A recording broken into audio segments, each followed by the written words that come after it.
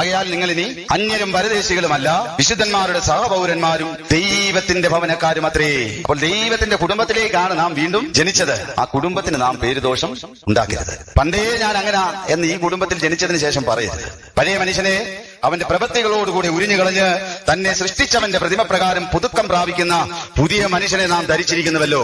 കൊലോസ്യർക്കെഴുതിയ ലേഖനം 3-ാം അധ്യായം അതിന്റെ 9-10 വാക്യങ്ങൾ ഒന്നുകൂടെ വായിക്കാം. നിങ്ങൾ പഴയ മനുഷ്യനെ അവന്റെ പ്രവൃത്തികളോടുകൂടി ഉരിഞ്ഞുകളഞ്ഞ് തന്നെ സൃഷ്ടിച്ചവന്റെ പ്രതിമപ്രകാരം നിങ്ങൾ പഴയ മനുഷ്യനെ അവന്റെ പ്രവൃത്തികളോടുകൂടി ഉരിഞ്ഞുകളഞ്ഞ് തന്നെ സൃഷ്ടിച്ചവന്റെ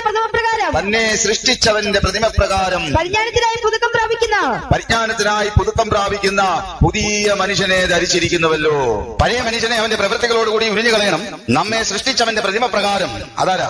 ഏതാ പ്രതിമ? കൊലോസ്യർക്കെഴുതിയ ലേഖനം 1-ാം അധ്യായം അതിന്റെ 14-15 വാക്യങ്ങൾ. അവനിൽ നമുക്ക് പാപമോചനം എന്ന വീണ്ടെടുപ്പുണ്ട്. അവനിൽ നമുക്ക് പാപമോചനം എന്ന വീണ്ടെടുപ്പുണ്ട്. അവൻ അദൃശ്യനായ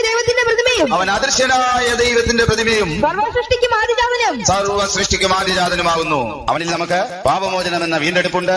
അവൻ അദൃശ്യനായ ദൈവത്തിന്റെ പ്രതിമയും സർവ്വ സൃഷ്ടിക്കും ആദ്യജാതനുമാകുന്നു. അപ്പോൾ നമ്മെ സൃഷ്ടിച്ചവന്റെ പ്രതിമ ആരാ? അവൻ അദൃശ്യനായ ദൈവത്തിന്റെ പ്രതിമയും സർവ്വ സൃഷ്ടിക്കും ആദ്യജാതനുമാകുന്നു. ആരാ നമ്മളെ സൃഷ്ടിച്ചവന്റെ പ്രതിമ? കർത്താവായ വാഴ്ത്തപ്പെട്ട കർത്താവായ യേശുക്രിസ്തുവിനെ പോലെ ആകുവാൻ പുതുക്കം പ്രാപിക്കുന്ന പുതുമനുഷ്യനെ നാം ധരിച്ചിരിക്കുന്നുവല്ലോ. ദൈവത്തിന് മഹത്വം. നിന്ന് പലപ്പോഴും നമുക്ക് കാണാൻ കഴിയുന്ന എന്താ? പലരും പറയുന്നത് എന്താണ്? ഞങ്ങൾ തെരുവിൽ നിന്ന് പ്രസംഗിക്കുന്നവരാ, തെരുവിലെ സംസ്കാരം ഞങ്ങളിൽ നിന്ന് പ്രതീക്ഷിച്ചാൽ മതി. കേൾക്കാറില്ലേ? തെരുവിൽ നിന്ന് ഞങ്ങൾ പ്രസംഗിക്കുന്നവരാ, തെരുവിലെ സംസ്കാരം ഞങ്ങളിൽ നിന്ന് പ്രതീക്ഷിച്ചാൽ മതി. എന്നെ കേൾക്കുന്ന പ്രിയമുള്ളവരെ, നീ തെരുവിലായാലും വീട്ടിലായാലും സഭയിലായാലും നിന്നെ ദത്തെടുത്ത കുടുംബത്തിനൊരു സംസ്കാരമുണ്ട്. അതൊരു സ്വർഗീയ സംസ്കാരം. അതെന്താണെന്ന് യേശുക്രിസ്തു നമുക്ക് വെളിപ്പെടുത്തിയിട്ടുണ്ട്. അതിനോടൊന്നും ഏകീഭവിച്ചിട്ട് പോരേ പ്രിയമുള്ളവരെ. ആ ദിവ്യ സ്വഭാവത്തിനൊന്ന് കൂട്ടാളിയായി തീരാനാണ് നമ്മളെ വിളിച്ചിരിക്കുന്നത്. കർത്താവിന്റെ ദിവ്യ സ്വഭാവത്തിന് കൂട്ടാളിയായി തീരാനാണ് നമ്മെ വിളിച്ചിരിക്കുന്നതെന്നൊരു ബോധ്യം നമുക്ക് വേണ്ടേ? ഇതെല്ലാം കഴിഞ്ഞിട്ട് പോരെ തെരുവിൽ നിന്ന് പ്രസംഗിക്കാനായാലും സഭയിൽ നിന്ന് പ്രസംഗിക്കാനായാലും പോകുന്നത്? വായിച്ച 2 പത്രോസ് 1-ാം അധ്യായം അതിന്റെ 4-ാം വാക്യം. അവൻ നമുക്ക് വിലയേറിയതും അതിമഹത്വവുമായ വാഗ്ദത്തങ്ങളും നൽകിയിരിക്കുന്നു. അവയാൽ അവൻ നമുക്ക് വിലയേറിയതും അതിമഹത്വമായ വാഗ്ദത്തങ്ങളും നൽകിയിരിക്കുന്നു. ഇവയാൽ നിങ്ങൾ ലോകത്തിൽ മോഹങ്ങളാലുള്ള നാശം വിട്ടൊഴിഞ്ഞിട്ട് ദിവ്യ സ്വഭാവത്തിന് കൂട്ടാളികളായി തീരുവാൻ ഇടവരുന്നു.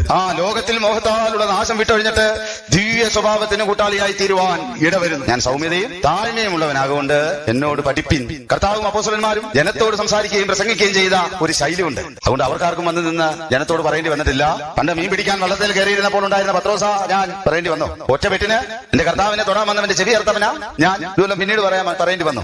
കർത്താവും അപ്പോസ്തലന്മാരും ജനത്തോട് സംസാരിക്കുകയും പ്രസംഗിക്കുകയും ചെയ്ത ഒരു ശൈലിയുണ്ട്. അത് സ്വർഗീയമായിരിക്കുന്ന ശൈലിയാ. അതിൽ പ്രബോധനമുണ്ട്, ശാസനയുണ്ട്, തിരുത്തലുണ്ട്, സ്വർഗത്തിലെ ഉന്നതമായ സംസ്കാരമുണ്ട്.